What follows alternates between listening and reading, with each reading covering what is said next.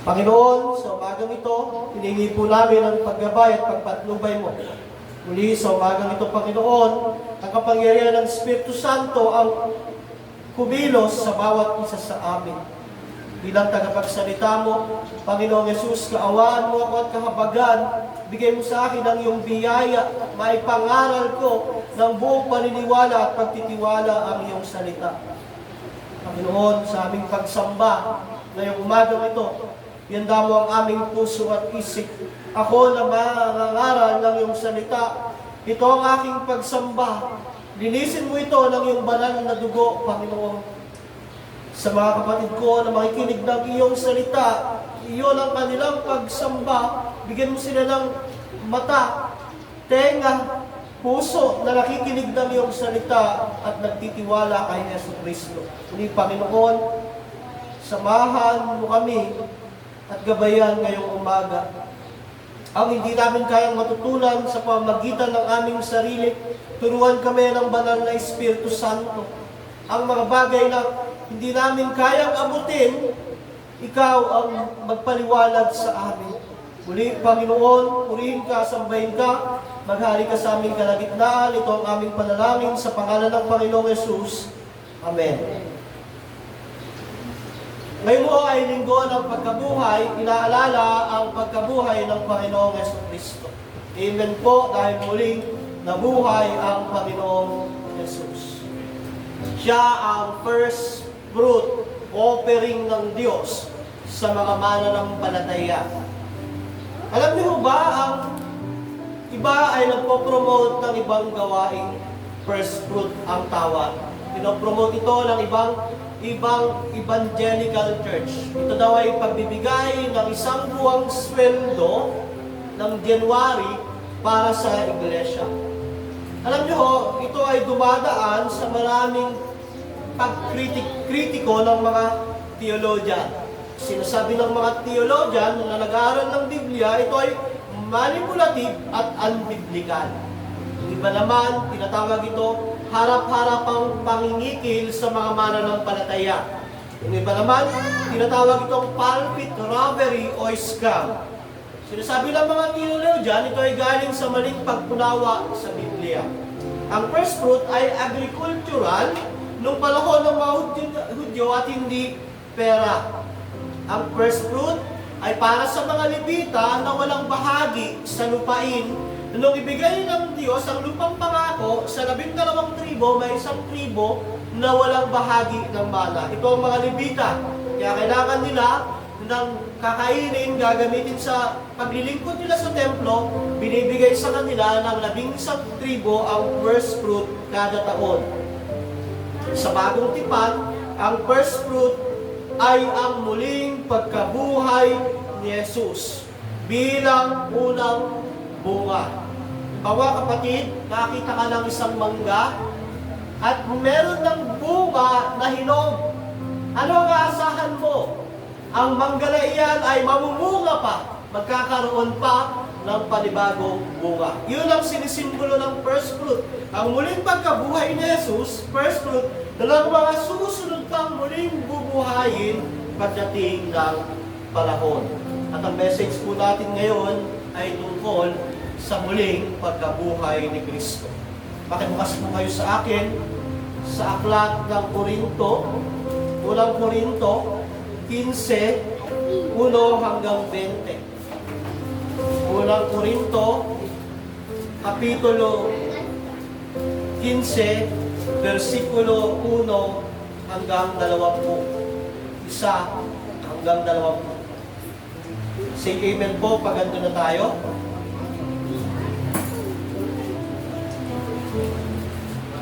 Ito ang sinasabi ng salita ng Diyos. Mga kapatid, ngayon pinapaalala ko sa inyo ang magandang balitang pinangaral ko sa inyo.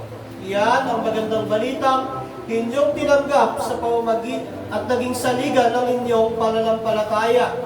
Aligtas kayo sa pamamagitan nito kung matatag ninyo ang pinanghahawakan ng salitang pinangaral ko sa inyo.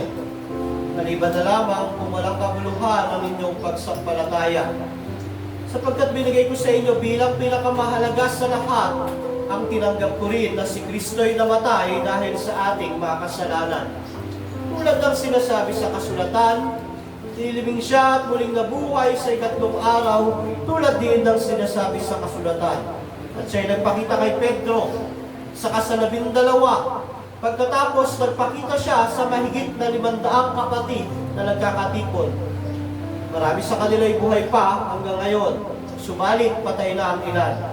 At nagpakita rin siya kay Santiago at pagkatapos ay sa lahat ng mga apostol. Sa kahuli-hulihay, nagpakita rin siya sa akin kahit na ako'y tulad ng isang batang ipinanganak ng wala sa panahon. Sapagkat ako ang pinakahamak sa mga apostol, hindi nga ako karapat dapat tawagin isang apostol sapagkat inusig ko ang iglesia ng Diyos. Ngunit dahil sa kagandahang kaloob niya ito sa akin, katunayan, nagpadala ko ng higit kaysa sino man sa kanila. Subalit hindi ito dahil sa sarili kong kakayahan, kundi dahil sa kagandahang loob ng Diyos na nasa akin. Kaya't maging ako o sila, ito ang pinapangaral namin at ito ang pinaniniwalaan ninyo. Ngayon, verse 12, kung ipinapangaral namin si Kristo ay muling nabuhay, bakit sinasabi ng ilan sa inyo na hindi na muling bubuhay muli ang mga patay?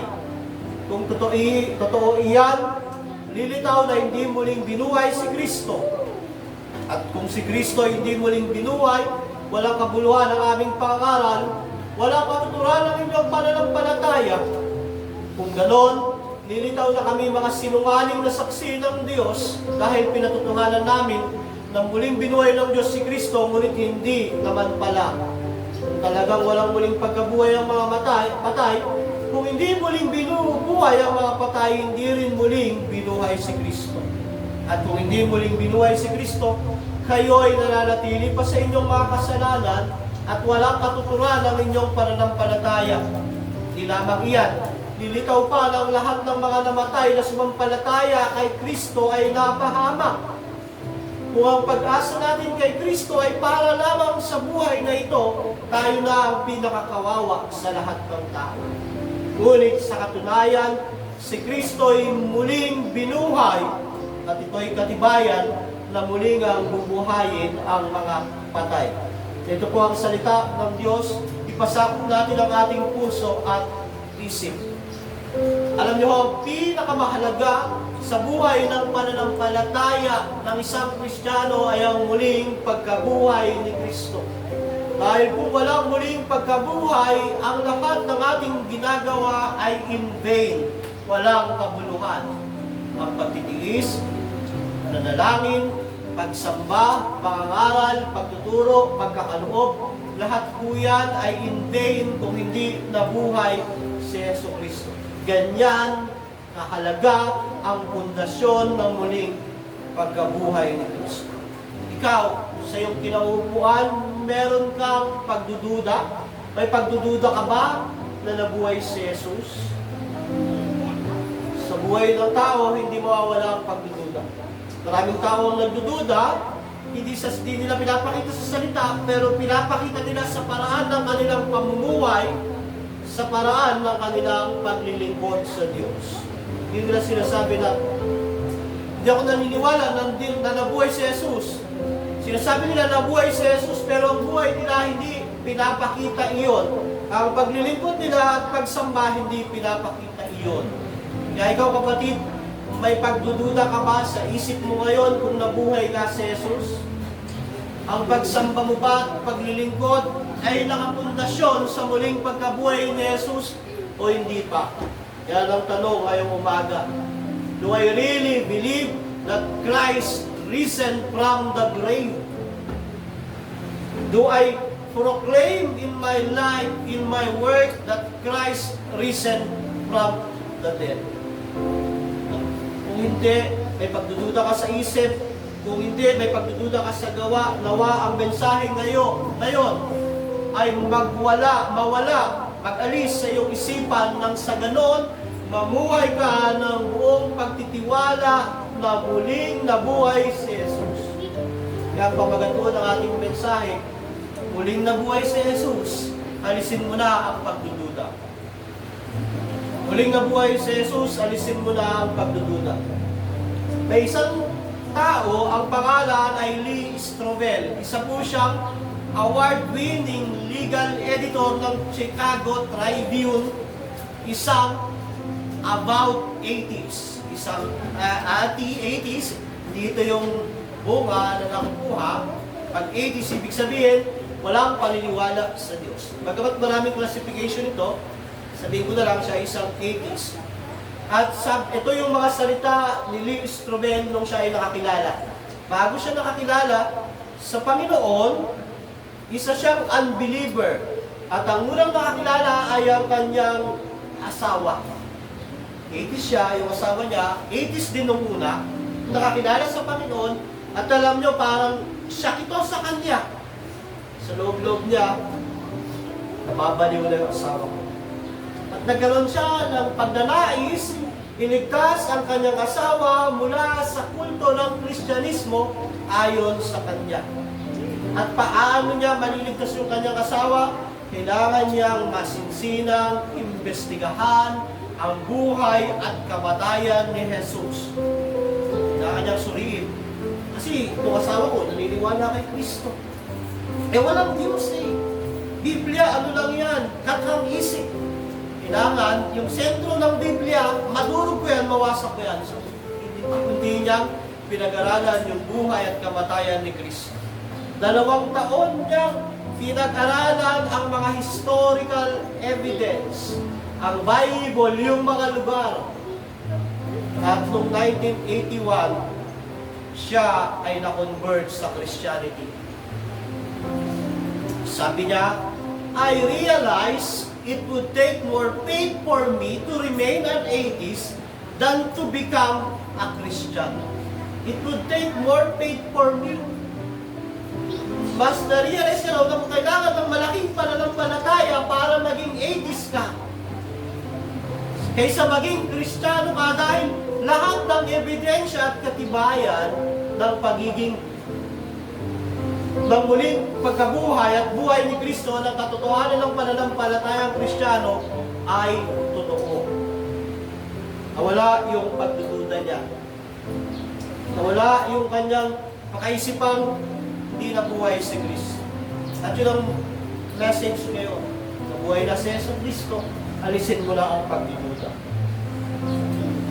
Meron lamang hong 3 puntos, hihimay-himay natin yung talata, makikita natin yung kinalaman ng Ebanghelyo o ang Ebanghelyo ng muling pagkabuhay at yung mga witness neto. Pangalawa, bigyan natin ng benefit of the doubt yung mga nagdududa at hindi naniniwala sa pagkabuhay ni Kristo. Ano nga kaya kung hindi nabuhay si Jesus? Pangatlo, salamat dahil totoo buhay si Jesus. Magalak tayo, pasalamatan ng Diyos dahil buhay si Jesus. 3 puntos. Ang Ebanghelyo ng muling pagkabuhay at mga saksi nito. Pangalawa, paano kung di nabuhay si Jesus? Pangatlo, salamat at buhay si Jesus. Sinimulan ni Pablo ang kanyang paghahayag ng katotohanan ng muling pagkabuhay sa pagpapangaral ng mabuting balita. Verse 1, sabi niya, mga kapatid, pinapaalala ko sa inyo magandang balitang pinangaral ko sa inyo. Ito ang magandang balitang inyong tinanggap at naging saligan ng inyong pananampalataya. Sumunod, sabi niya, naliligtas kayo sa pamagitan nito kung matatag ninyong pinangahawakan ang salitang pinangaral ko sa inyo, maliban na lamang kung walang kabuluhan ang inyong pagsampalataya. Sabi ni Apostol Pablo, ang mabuting balita, ang gospel, ang saligan ng pananampalataya ng kaligtasan. At pinagtutunayan nito na ikaw ay may kaligtasan dahil hinahawakan mong maigi ang kaligtasan ito. Ibig sabihin, naniniwala ka sa kaligtasan ito.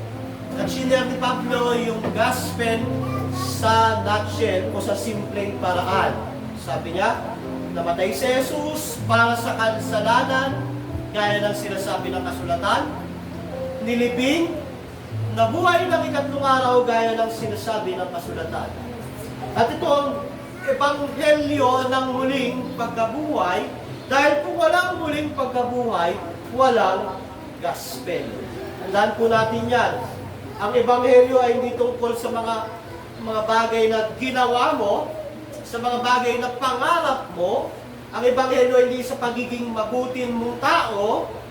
Ito ay tungkol sa kamatayan ni Jesus para sa kasalanan ng tao. Dahil banal ang Diyos, hindi kaya magpatawad ng Diyos ng kasalanan nang walang magbabayad. Tandaan po natin, banal ang Diyos, hindi kaya ng Diyos magpatawad ng kasalanan nang walang magbabayad. Kaya sabihin ng iba, papatawarin naman ako ng Diyos. Hindi! Banal ang Diyos. Kailangan may magbayad para mapatawad ang kasalanan. Kaya sabi niya sa gospel, namatay si Jesus para sa kasalanan. Gaya ng sinasabi ng kasulatan. Namatay dahil siya ay tunay na Diyos at tunay na tao. Hindi nag-iwalay ang kanyang pagiging tunay na Diyos at tunay na tao. Namatay siya para sa kasalanan. Sumunod dinibing. At nung ikatlong araw na buhay, gaya ng sinasabi muli ng kasulatan. Ito ang gospel, hindi mo paghihiwalayin ang kamatayan at muling pagkabuhay. At bilang pundasyon sa pagtuturo ni Apostol Pablo ng muling pagkabuhay, ikinuwento niya ang ebanghelyo sa simpleng paraan. Paano namatay si Jesus para sa kasalanan, na nabuhay ulit siya, gaya ng sinasabi ng kasulatan. Kaya kung walang muling pagkabuhay, walang gospel. Mamaya, makikita natin yung benefit of the doubt kung walang muling pagkabuhay. Ano yung mga kalagayan, kaawa-awa, kahabag-habag, kahapis-hapis na kalagayan kung walang muling pagkabuhay. Napakatalinong panimula mula sa isang apostol. Lagi po mga kapatid, pag tayo'y haharap sa tao, ang una natin palaging bibigyan ng pundasyon ang gospel. Kung may pagnanais tayong maligtas, makakilala yung mga kaibigan natin, kakilala natin, sisimulan mo palagi sa gospel. At ano ang gospel? Banal ang Diyos. Hindi siya magpapatawad sa kasalanan, kaya kailangan mo nang magbabayad doon. Sino? Si Jesucristo. Namatay sa kasalanan at nilibing. Noong ikatlong araw, siya'y muling nabuhay at siya'y muling babalik. Laging magsisimula sa ebanghelyo, sa mabuting balita. Ang gospel, ibig sabihin yan, good news, ewangelyo. At hindi magiging good news yan kung nanatiling patay si Kristo. Hindi magiging good news yan kung hindi nabuhay si Jesus. Kaya ang gospel at resurrection ay hindi maghihiwalay. Sunod, nung i-share niya yung gospel, ngayon, gusto niyang patunayan na totoo ang muling pagkabuhay, totoo ang ebanghelyo sa pamamagitan ng mga saksi. Pinapatunayan ng mga tao ng Diyos ang katotohanan ng muling pagkabuhay ni Jesus. Verse 5, sabi ni Pablo, siya ay nagpakita kay Pedro. Si Pedro yung isa sa 12. At saka sa 12 sa 12 apostles. Pagkatapos, nagpakita siya sa mahigit sa 500 kapatid, 500 people na nagkakatipon. At marami sa kanila ay buhay pa hanggang ngayon. Pag sinabi yung buhay pa hanggang ngayon, huwag niyo isipin buhay sa panahon natin. Buhay pa nung panahong sinusulat ang Korinto ni Pablo. Kasi pag binasa natin ang Biblia, huwag natin nalagay kagad sa panahon natin. Actually, yan ang error ko noon. Iniisip ko noon, ano yung immortal? Kasama kaya namin, hahanapin ko ang tao na ito na sinasabi sa Biblia ni Pablo na buhay pa hanggang ngayon. Hindi ho. Buhay pa nung panahong sinusulat ni Apostol Pablo ang sulat sa Korinto. Kaya sabi niya, marami pa raw sa 500 ang buhay pa hanggang ngayon, subalit patay na ang ilan. Bakit? Na-persecute o kaya matanda na. Sa verse 7, nagpakita rin siya kay Santiago at pagkatapos ay sa lahat ng mga apostol. At sa kauli-huli ay nagpakita rin siya sa akin kahit na ako'y tulad ng isang batang pinanganak na wala sa panahon. Nilatag ni Pablo ang mga witness ng isang buhay na Kristo. Ilan to? Sa tansya nyo, ilan to naka-witness? 500 plus 12 plus 12. Basta marami. Basta marami. At mababasa sa talatang ito ang pagpapakita ni Jesus sa mga unang alagad. 500, hindi lang 500. Sa dalawang apostol at meron pa nangyari.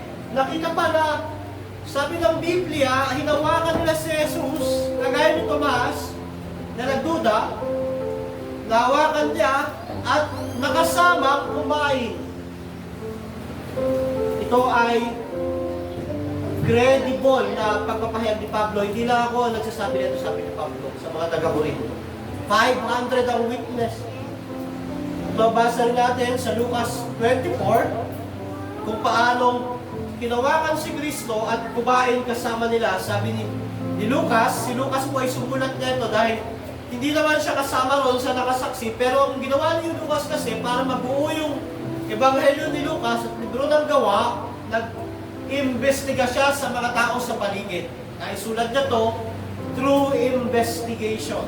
At pinapatunayan ni Lucas sa pamagitan ng Ebanghelyo niya na totoong nabuhay si Kristo. Sabi niya, sa 24, 39, 43, tignan ninyo, ang aking mga kamay at mga paa, kung ito, hawakan ninyo ako at pagbasan. Ang multo ay walang laman at buto, ngunit ako'y meron. Tulad ng makikita ninyo, habang sinasabi niya ito, pinapakita niya sa kanila ang kanyang mga kamay at paa. Parang hindi pa rin sila makapaniwala sa laki ng galak at pagkamangha. Tinanong sila ni Jesus, may pagkain ba kayo riyan? Siya ay binigyan niya ng isang hiwa ng isdang inihaw, kinuha niya ito at kinahin sa harap mo. 500 witness, 12 apostles, si Pablo pa mismo, si Lucas din nag-imbestiga na patunayan na si Kristo ay nabuhay. Alam niyo sa korte, meron ka lang isang saksi na may matibay na kredibilidad ay kaya lang ipanalo ang kaso. One witness with strong credibility na magpapahayag, titistigo, sasaksi, pwedeng manalo ang kaso. Pero sa kwento ng muling pagkabuhay ni Jesus, hindi lang isa, higit sa 500 ang saksi. At hindi lang sila basta saksi. Ang kanilang kredibilidad bilang saksi ay sinubok ng mga pag-uusig. Sinubok ng mga panganib sa paligid. At alam nyo, walang sino bang tao ang mananatili sa kalagayan na kung halimbawa hindi nabuhay si Jesus, tapos papatayin ka. Alam mo, hindi nabuhay. Abay, hindi na ako, sabihin mo, hindi naman talaga totoo yun. Walang matinong tao na maninindigan sa hindi katotohanan na hindi niya nakita kung nakataya ang kanyang buhay. Alam niyo po, kung namatay si Jesus, ang mga alagad, bumalik na sa kanilang buhay. Meron ng isda, meron ng bumalik sa tahanan, meron namang latang-lata, hinang-hina.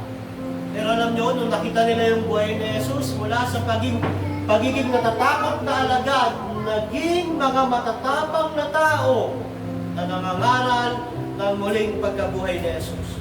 At wala kang mababasa sa kasaysayan man o sa Biblia man na merong isang tao sa 500 tao na ito na sasabihin nila, hindi, sinabuhay si Jesus. Hindi totoo yan. Andun ako eh. Wala. Kahit mamatay sila, kahit ma-persecute sila, kahit labanan nila ang mga Pariseyo, ang mga pinuno ng bayan, kahit kalabanin nila ang buong templo ng Jerusalem, ang buong kapulungan ng mga Hudyo, nanindigan sila ng may tapang dahil muling nabuhay si Jesus. Sa Gawa 2:32, sabi ni Pedro, ang Jesus na ito ay muling binuhay ng Diyos at saksi kami sa lahat ng pangyayaring iyon. Ang nangyari ito, nakulong siya. Kung hindi totoong nabuhay si Jesus, ay, bakit ito magpapakulong? Ha? Kung hindi totoong nabuhay si Jesus, bakit ganito ang buhay nila? Bakit handa silang mamatay para sa nabuhay na Jesus? Sabi sa Gawa 3:15, Pinatay ninyo ang pinagmumula ng buhay, ngunit siya ay muling binuhay ng Diyos at saksi kami sa pangyayaring ito. Sa Gawa 4:33, taglay ang dakilang kapangyarihan ng mga apostol at patuloy na nagpatotoo tungkol sa muling pagkabuhay ni Jesus. 500 na tao, mga apostol, mga alagad, wala isa man sa kanila ang bumaligtad kahit nakataya ang kanilang buhay. You see, nakikita natin kung gaano katibay, katatag ang ebidensya na si Kristo ay muling nabuhay. Ang maunang mananampalataya ay dinulutan ng muling pagkabuhay ni Jesus na maging matapang na saksi sa gitna ng banta ng kamatayan. Sa ating buhay mananampalataya, sa buhay na ito, ano ba ang dinudulot sa atin ng muling pagkabuhay ni Jesus, kapatid? Ang paglilingkod mo ba, ang pagsamba mo, ang pamumuhay mo ay apektado ng muling pagkabuhay ni Jesus? Sila, apektado. Apektado dahil nagbago yung courses ng buhay nila. Nagbago yung direksyon ng buhay nila. Nakasentro na sa pangangaral ng buhay na Kristo. Nawa ang muling pagkabuhay ni Jesus ay magbigay sa atin ng lakas para mabuhay ng may tapang. Hindi lang yun. Hindi lang mabuhay ng may tapang na ipangaral ng magandang balita. Ang pagkabuhay ni Jesus ay magbigay sa atin ng lakas para tumalikod sa kasalanan. Para patayin ang ating kasalanan sa ating buhay. Alam nyo, maaaring merong tao ng may kakayahang mamatay para sa ibang tao. Pero si Kristo lang ay may kakayahang mabuhay para sa isang tao. At nabuhay si Kristo para sa iyo. Kung totoong naniniwala ka rito, kung totoong tinatanggap mo ito, dapat nabubuhay ka na nakaangkla sa muling pagkabuhay ni Jesus.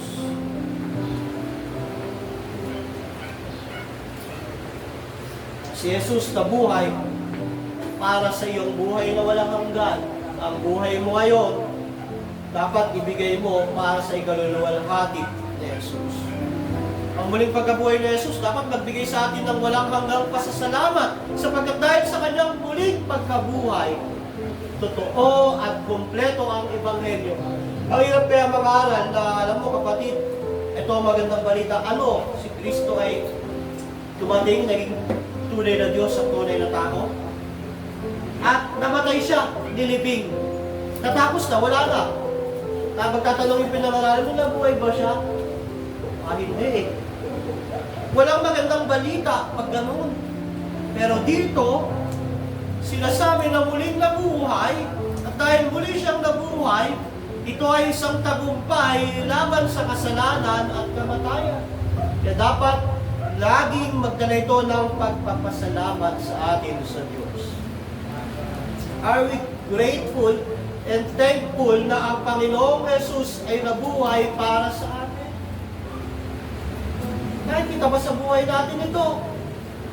Nakikita ba sa paglilingkod natin ito? Nakikita ba sa pagsamba natin ito? Alam mo kapatid, ikaw na Kristiyanong totoo, at totoong naniniwala sa pagkabuhay ni Yesu Kristo, dapat lumakad ka sa paniniwalang ito. Nabuhay si Jesus para mamatay ka sa kasalanan. Tandaan mo.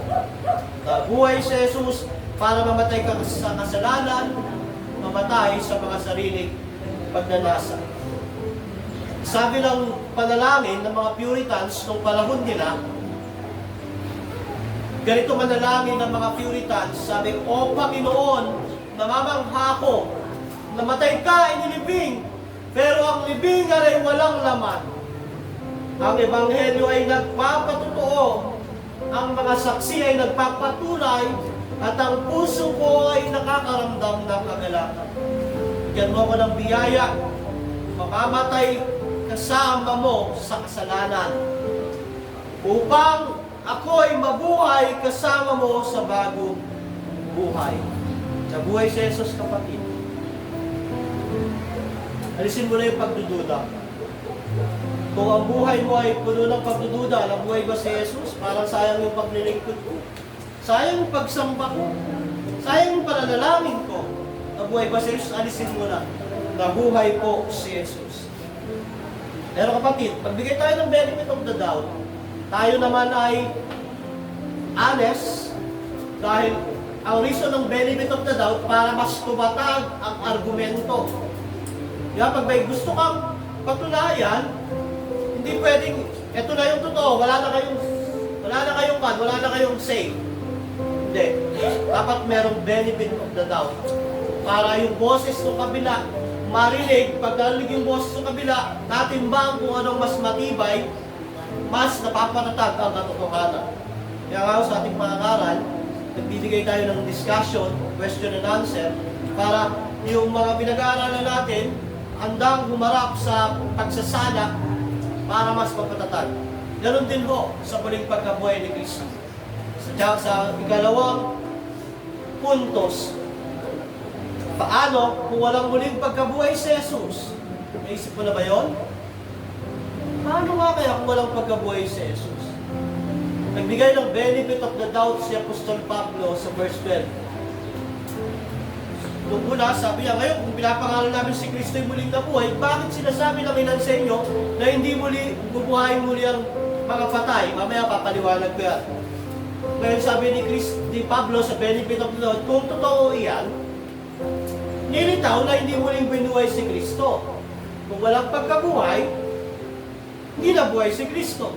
At kung di muling binuhay si Kristo, sa verse 14, walang kapuluhan ang aming pangaral. Walang katuturan ng inyong pananampalataya. Kung ganon, nilitaw na kami mga sinungaling na saksi ng Diyos. Dahil pinatutuhanan namin na muling binuhay ng Diyos si Kristo, ngunit hindi naman pala. Kung talagang walang muling pagkabuhay ng mga patay, kung hindi muling binubuhay ang mga patay, hindi rin muling binuhay si Kristo.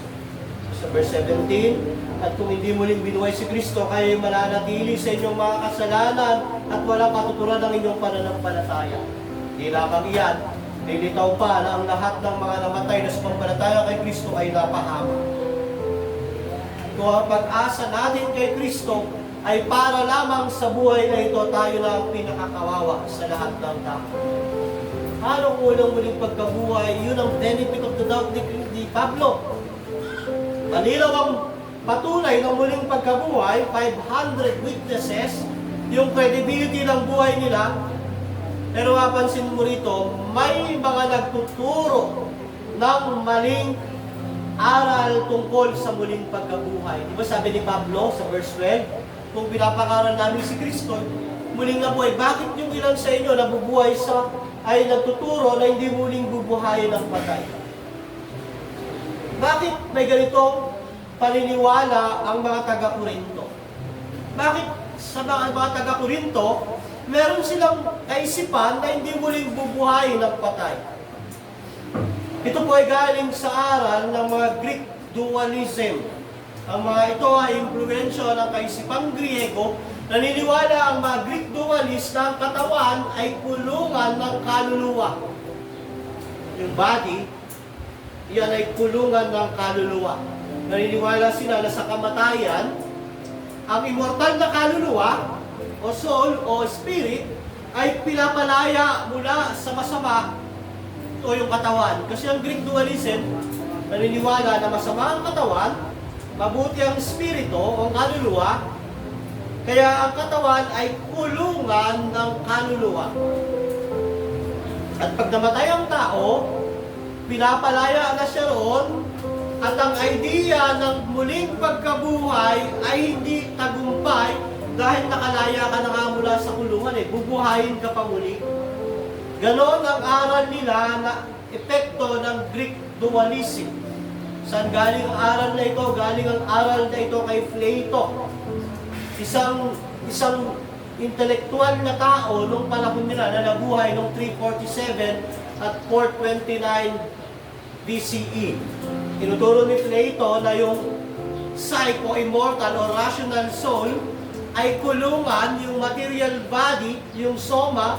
Kaya pag namatay ang tao, hindi na kailangan buhayin dahil nakalaya na siya.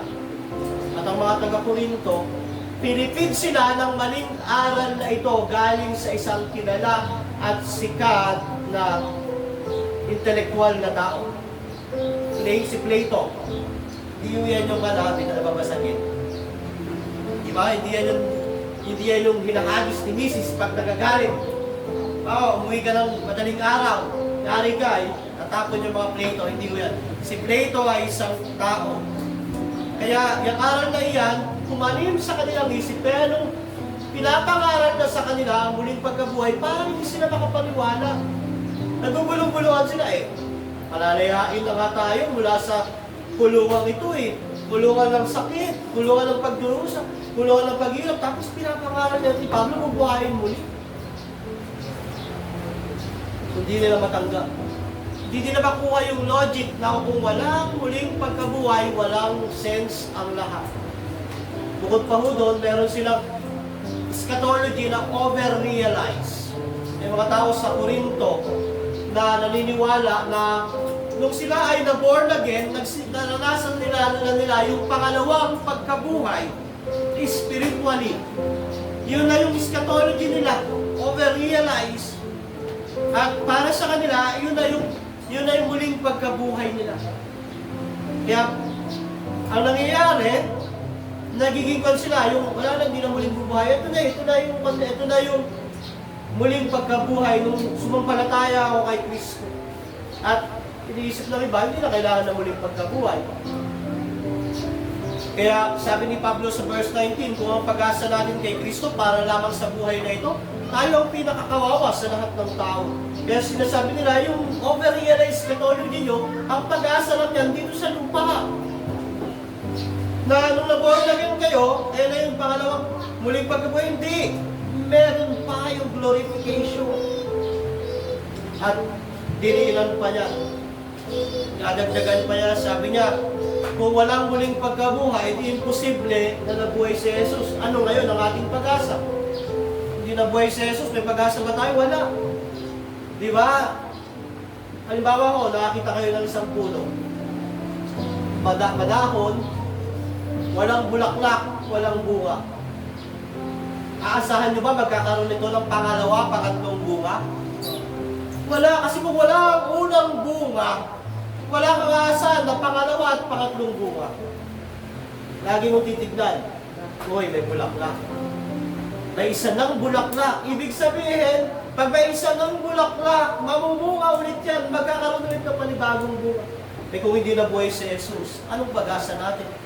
Mabubuhay pa ba tayo? Hindi. Kung yung anak ng Diyos, yung Messiah, yung Diyos na nagkatawang tao, hindi nabuhay, what more tayo ng mga makasalanan? The sinless Christ, kung siya hindi nabuhay, anong hope natin, mga kapatid? Sabi niya, kung hindi nabuhay si Jesus, yung pangaral namin, walang kwenta. Sayang ang sinakripisyo ni Pablo, isang Pariseo, tinitingala sa lipunan, may kayamanan, may katanyagan, iniwan lahat ni Pablo dahil kay Kristo. At sabi ni Pablo, kung hindi siya nabuhay, my preaching is in vain. Kung hindi nabuhay si Kristo, sayang itong ginagawa natin, mga kapatid. Dapat, nandiyan na lang tayo sa baba, nagiinuman, namumulutan, nagsasayawan. Diba? Kung hindi nabuhay si Jesus, bakit tayo sumasamba? Bakit pinapangaral ang mabuting balita? Yan yung logic na hindi nila makita. Pangalawa, sabi niya, ang pananampalataya, faith is in vain. Sa verse 14, walang kwenta na maniwala sa isang patay na tagapagligtas. Kung nanatiling patay si Jesus, isa lang ang ibig sabihin, siya ay makasalanan. Bakit? Sabi ng Roma 6:23, ang kabayaran ng kasalanan ay kamatayan. Kung nanatili sa kamatayan si Yesu Kristo, isa lang ibig sabihin nun, nagkasala siya. Pero dahil di na nagkasala si Kristo, hindi siya kayang hawakan ng kasalanan. Sa ikatlong araw, nabuhay siya. Sumunod pa ron, sabi ng sasabihin, ano ba mangyari? Ibig sabihin, makasinungaling ang mga apostol. Sinungaling ang mga propeta. Kung walang muling pagkabuhay, kung hindi nabuhay si Jesus, Walang muling pagkabuhay, ibig sabihin sinungaling ang lahat ng nangangaral tungkol kay Kristo. Without the resurrection, there's no proof that Christ's sacrifice was accepted. Walang muling pagkabuhay, walang katibayang tinanggap ng Diyos ang pagsasakripisyo ni Kristo. Ano lang ang meron? Nananatili tayo sa kasalanan. Bukod doon, sabi niya sa verse 18, kung walang muling pagkabuhay, hindi nabuhay si Kristo, ang mga namatay dahil sa pananampalataya ay napahamak. Napahamak ang mga propeta na namatay dahil sa paghahayag ng paghahari ng Diyos. Si Abraham, napahamak. Si Isaac, si Jacob, yung inaasahan ni Abraham na tahanang ginawa ng Diyos, wala kung di nabuhay si Kristo.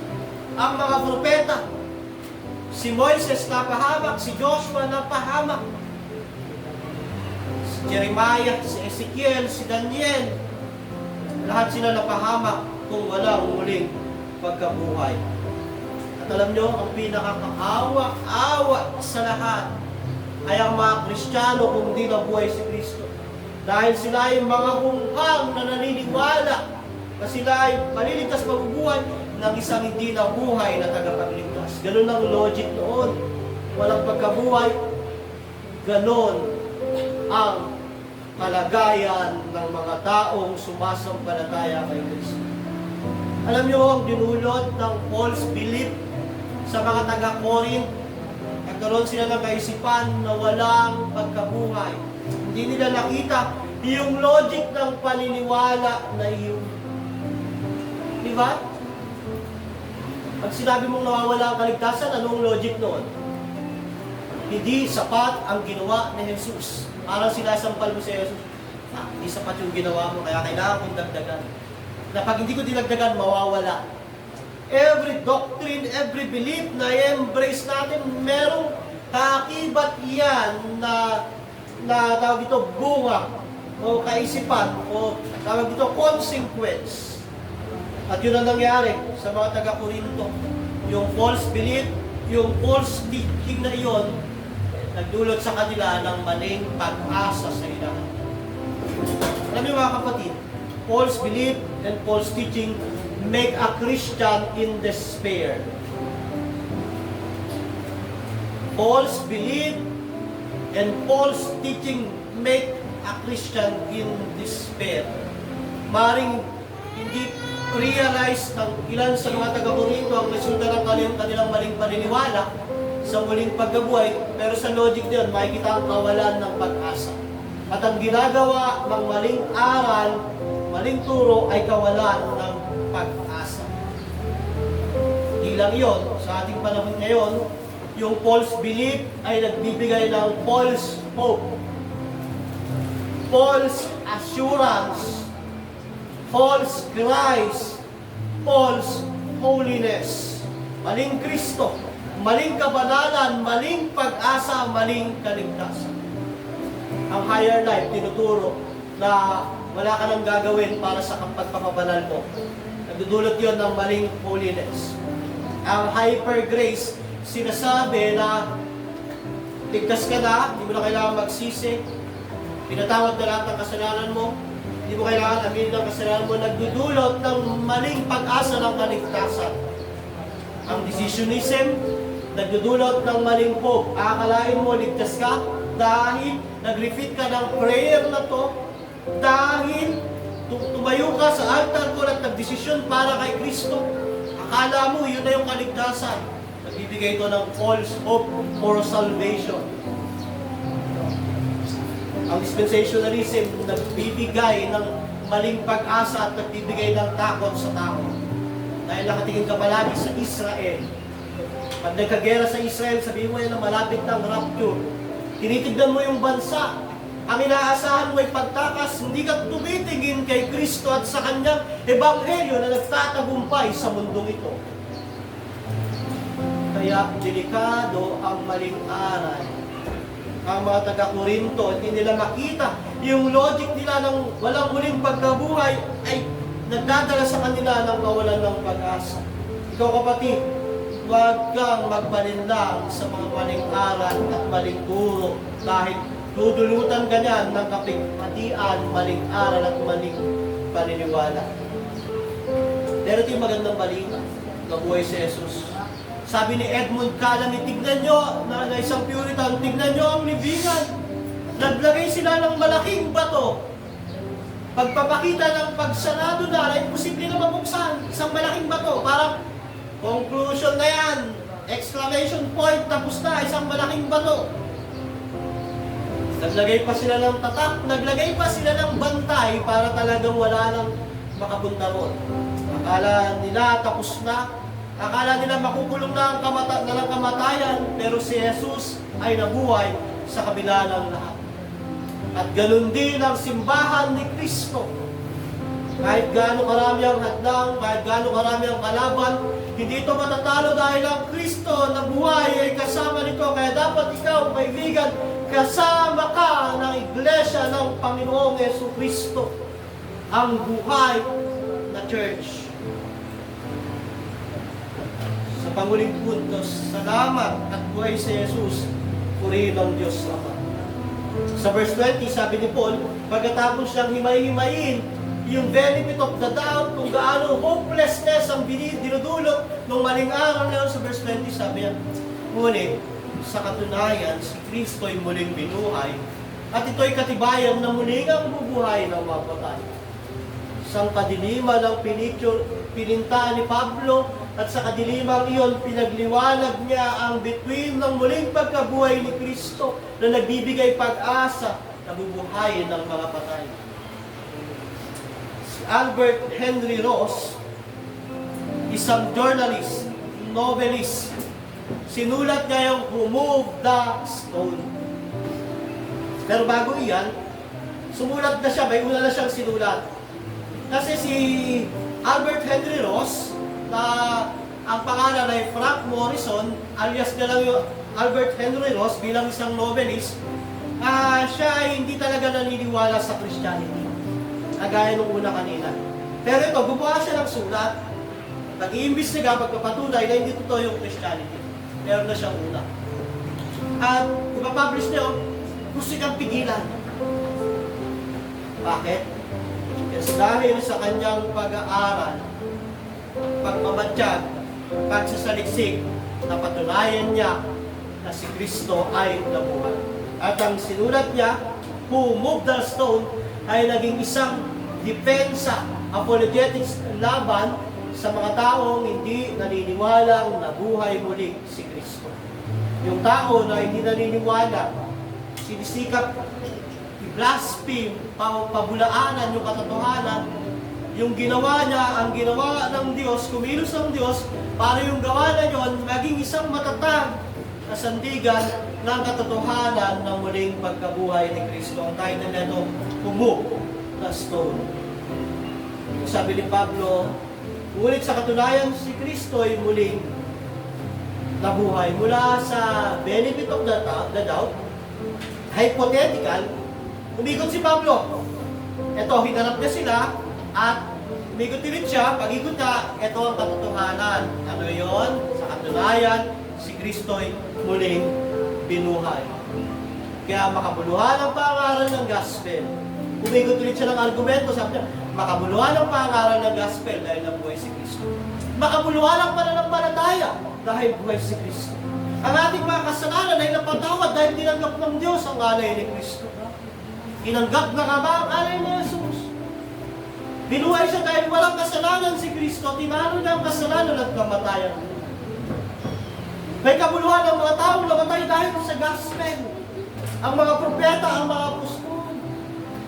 May kabuluhan ng buhay ni Abraham, ni Isaac, ni Jacob, ng mga propeta, ni Stephen. At sabi niya, ito ang katibayan na muling ang bubuhayin ng mga patay. Para itama sila, sabi niya, but in fact, sa katunayan, 500 yung saksi. Yung buhay nila sapat. Sumunod, but in fact, Christ is the first fruit. Siya ang unang bunga. Mula sa bagong tipan, hinugot ni Pablo yung Levitico chapter 23 verse 10 na sinasabi niya, sabihin mo sa mga Israelita na kapag naroon na sila sa lupaing bibigay ko sa kanila, tuwing kanihan ay magdadala sila sa pari ng isang bigkis ng una nilang ani. Ano ito? Para ilarawan si Jesus bilang unang bunga ng muling pagkabuhay. At ito ang katibayang bubuhayin muli ang mga mananampalataya. Ang Korinto 15 ay hindi lang kwento ng muling pagkabuhay ni Jesus, kapatid. Ito ay kwento rin ng muli kang bubuhayin ni Jesus pag namatay ka. Dahil nabuhay si Jesus sa pananampalataya, si Jesus ang pananampalatayang Kristiyano, pinakamatatag na sandigan para sa buhay na walang hanggan. Alam niyo ho, namatay si Muhammad, namatay si Confucius, namatay si Siddhartha Gautama,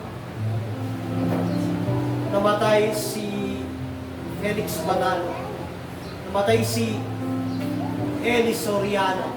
Darating ang panahon, mamamatay si Apostol, si Kibuloy, Apollo Kibuloy. Lahat ng mga leader ng relihiyon, Hinduism, Buddhism, mga occult sa Kristyanismo, namatay. Ang mga sugo na tinatawag, namatay. Alam niyo sino ang nabuhay? Isa lang, si Jesus. Katibayang siya ay tunay na Diyos, ang anak ng Diyos.